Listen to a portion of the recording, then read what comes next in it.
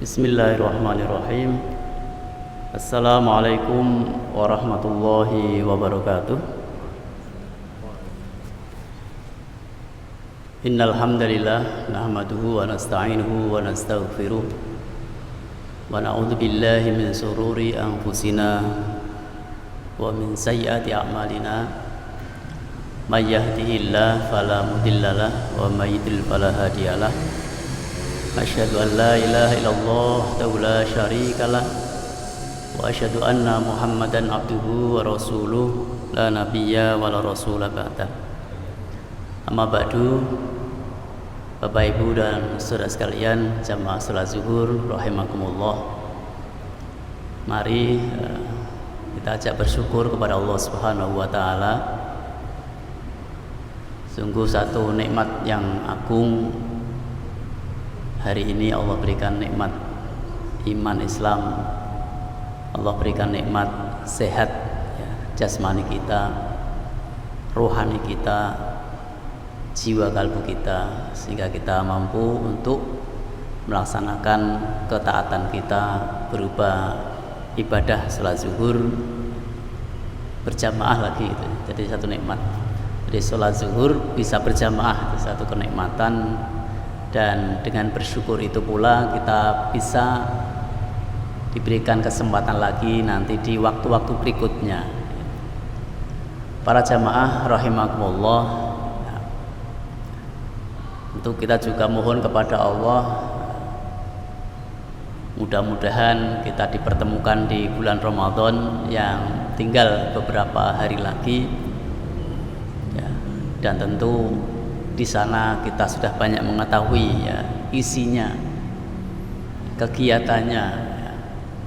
Untuk itu tadi pagi itu saya ikuti sebuah kajian itu, kalau saja ada kegiatan orang ya atau dalam lembaga itu ada proposalnya gitu, jadi ya, sampai dibuat detail nanti kebutuhannya. Nah begitu juga sebenarnya bulan Ramadan itu, karena bulan Ramadan adalah bulan yang penuh ampunan dari Allah Subhanahu wa taala, maka dibuat rincian juga. Di luar Ramadan mungkin kita banyak diantaranya waktu yang waktu yang luang tetapi tidak mampu kita gunakan dengan maksimal misalkan. Ya kita nanti ajukan mohon ampun kepada Allah Subhanahu wa taala. Mungkin juga berbagai kegiatan waktu kita tidak bisa maksimal sholatnya ya, maksudnya berjamaahnya. Nah ya kita mohon ampun. Kemudian berkomitmen agar mendapatkan kemudahan-kemudahan sehingga waktu yang Allah berikan kepada kita tidak sia-sia. Nah memang ada satu riwayat, ini saya ambil dari Syu'abul Iman riwayat Al-Baihaqi. Suatu ketika Rasulullah Muhammad SAW itu ya, sahabat melihat beliau pas naik mimbar itu ada 3 tangga. Itu setiap naik trap itu beliau mengucapkan amin gitu ya, sampai 3 kali. Kemudian begitu turun ya ditanya, wahai Rasulullah, tadi di mimbar engkau mengucapkan amin kok sampai 3 kali gitu. Lalu Rasulullah menjawab, memang ya tadi ada malaikat menyampaikan ya kepadaku ada 3 hal. Yang pertama adalah celaka gitu ya. Jadi ada kalimat ba'uda di situ. Ba'uda itu jauh, tapi ada yang mengartikan ya itu jelas jauh dari rahmat, jauh dari kebaikan, sehingga disebut sini adalah maknanya celaka. Celaka orang yang ketemu dengan bulan Ramadan tetapi tidak mendapatkan ampunan dari Allah Subhanahu wa taala ya. Ya. Bulan Ramadan 1 bulan penuh tetapi tidak mendapatkan apa-apa ya. Nah, itu maka menjadi catatan kita agar puasa besok ya insyaallah ya Allah menjumpakan kita ajukan tadi proposal kita kepada Allah berbagai kegiatan ya, terutama ampunan, karena memang kita banyak salah dan dosa ya. Bisa dari mata, lisan ya, kemudian anggota tubuh kita ya. yang Allah sediakan di bulan Ramadan itu, sehingga Allah pun suka ya dengan hambanya yang mohon ampun kepada Allah Subhanahu wa taala. Di sana ada kalimat Allahumma innaka afun gitu kan, tuhibbul afa fa'fu anni. Ya Allah, yang Engkau Allahumma innaka afun ya, zat yang maha memberikan maaf dan bahkan mencintai ya, menyukai ya, dengan sifat maafnya tadi, tuhibbul afa fa'fu anni. Untuk itu ya Allah ampunilah kan gitu kan, maafkanlah kesalahanku ya Allah gitu. Tentu dengan kesungguhan jiwa dan hati kita gitu ya. Ini yang pertama, kita ajukan proposalnya kepada Allah ya, tentu dengan kesungguhan dan keikhlasan kita agar tidak sia-sia. Kemudian yang kedua, mereka juga ba'uda ya, celaka juga nih ketika disebut nama Nabi Muhammad SAW tidak berselawat. Nah, gitu. Ini juga menjadi catatan kita. Jadi kita itu di tanda cinta kita kepada Rasulullah Muhammad SAW adalah sering berselawat. Itu tanda cinta.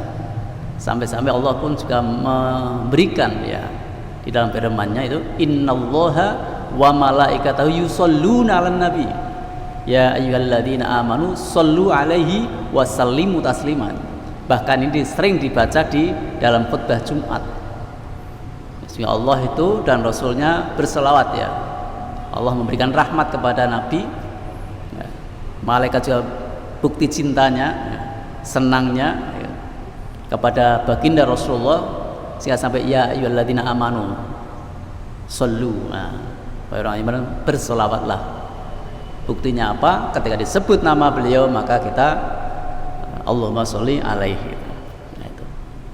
Sehingga sampai juga dari orang yang pelit itu adalah ketika ada orang yang disebut nama Nabi tidak bersolat, jadi orang pelit gitu.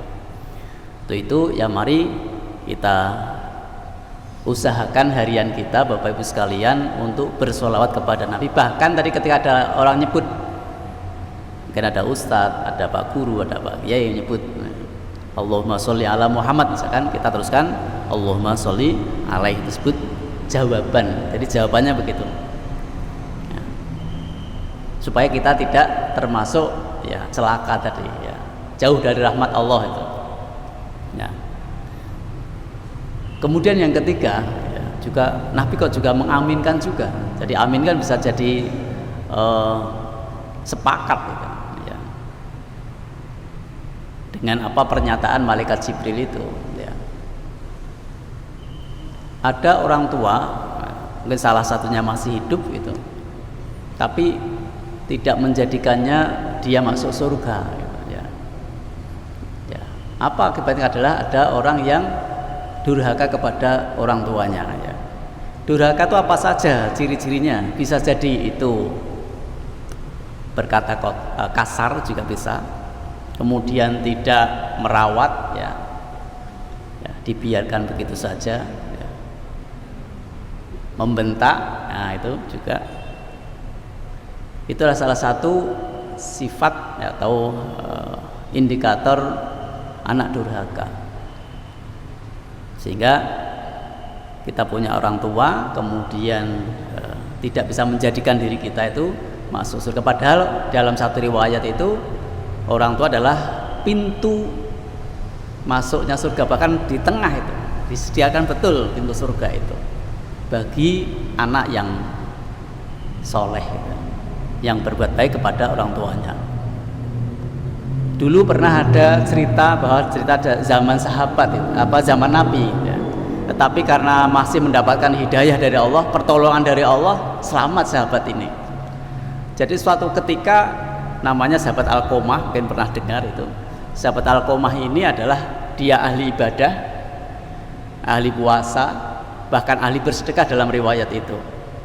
Tapi suatu ketika beliau mau meninggal itu tidak bisa zikir, tidak bisa mengucapkan apa-apa, kondisinya masih sadar itu. Nah, kemudian istrinya ke Rasulullah, wahai Rasulullah, suami saya namanya Alqomah itu sudah kondisi kritis, tidak bisa berbuat apa-apa, lisannya diam ya. Kemudian Nabiullah mengutus ya, kepada sahabat, di antara ada sahabat Bilal ya. Ada 3 sahabat di sana, coba ke sana tengok dan nanti talkinlah ya, dengan kalimat la ilaha illallah ya. Tetapi melihat kondisinya tadi memang tidak bisa, kemudian mengadu lagi kepada Rasulullah, wahai Rasulullah, memang kondisinya tidak bisa apa-apa ini sahabat Alqamah. Lalu Rasulullah tanya, apakah punya orang tua? Katanya, masih ada ibunya, coba ke sana ke ibunya. Kemudian sahabat ke ibunya, kemudian tanya, wahai bunda, ini sahabat ngutus, Rasulullah ngutus panjenengan untuk hadir ke Rasulullah. Tetapi kalau tidak bisa, maka Nabi yang nanti akan ke sini ya gitu. Nah, si nenek ini, orang tua Alqamah ini adalah terus, ya kalau gitu, kalau Nabi yang nyuruh, saya harus berangkat meskipun sudah tua, pakai teken itu Pak, pakai tongkat sana. Kemudian begitu sampai sana ditanya, wahai Ummi Alqamah, jawab dengan jujur ya gitu, apa yang menyebabkan atau anak ya, si Alqamah itu punya salah apa ya, ditanya, suruh jawab dengan jujur ya. Ternyata orang tua tadi memang sudah punya kejengkelan ya. Dijawab ada 2 Pak jawaban itu dalam riwayat.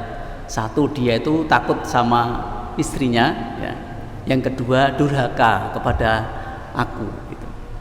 Saya tidak tahu karena tidak ada riwayat meneruskan takut istri itu karena apa gitu loh. Ya, gitu. Yang kedua, durhakanya juga ada itu, pokoknya durhaka. Lalu Nabi merintah kepada sahabat, kalau begitu bawakan kayu bakar. Lalu itu si orang tua sudah mulai curiga, loh kok ngutus suruh bawakan kayu bakar, kenapa Rasulullah engkau mengutus untuk membawa kayu bakar? Alqamah akan saya bakar. Loh kenapa? Sungguh nanti siksanya lebih berat di akhirat daripada dunia ini gitu. Siapa yang tega Pak kalau meskipun jengkel kemudian ada kalimat yang keluar dari Rasulullah itu, kemudian ibunda ini kemudian mau memaafkan kepada putranya tadi yang menyakiti orang tua. Jadi ini sungguh satu rahmat ya, orang tua berjumpa kepada Nabi kemudian masih mau memaafkan meskipun jengkel, tetapi ya qadarullah di riwayat itu Alqamah selamat Pak gitu ya. Tidak tadi anak durhaka, kenapa? Karena sudah diampuni di dunia ya. Ini adalah pelajaran penting bagi kita semuanya. Jangan sampai kita ya sholat, kita ya zakat, kita ya apapun berbuat baik, tetapi kita punya keburukan dengan orang tua, itu na'udzubillah min dzalik. Maka masih ada waktu, kesempatan, mari kita rawat orang tua kita, berbuat baik kepada orang tua agar ya tadi tidak menjadi orang yang durhaka ya. Saya kira itu sekalian 3 doa tadi atau 3 yang disampaikan malaikat Jibril kepada Nabiullah Muhammad SAW menjadi pelajaran penting bagi kita. Satu, ketika datang Ramadan, maka mari kita untuk berbanyak mohon ampun kepada Allah Subhanahu wa taala. Kemudian yang kedua, sesering mungkin kita bersolawat kepada Nabi kita Muhammad sallallahu alaihi wasallam. Kemudian yang ketiga, mari kita jadikan diri kita anak-anak yang soleh dan solehah, bisa berbuat baik kepada orang tua kita, merawatnya, menengoknya ya, kemudian ya mencukupi kebutuhannya ya semampu kita, tapi kita perlakukan dengan sebaik-baiknya. Mudah-mudahan seluruh aktivitas kita, amal kita dengan berbuat baik tadi kepada orang tua menjadikan kita mudah nanti menuju Allah Subhanahu wa taala. Demikian, terima kasih, lebih kurang mohon maaf. Subhanakallahumma wa bihamdika asyhadu an la ilaha illa anta astaghfiruka wa atubu ilaik. Wassalamualaikum warahmatullahi wabarakatuh.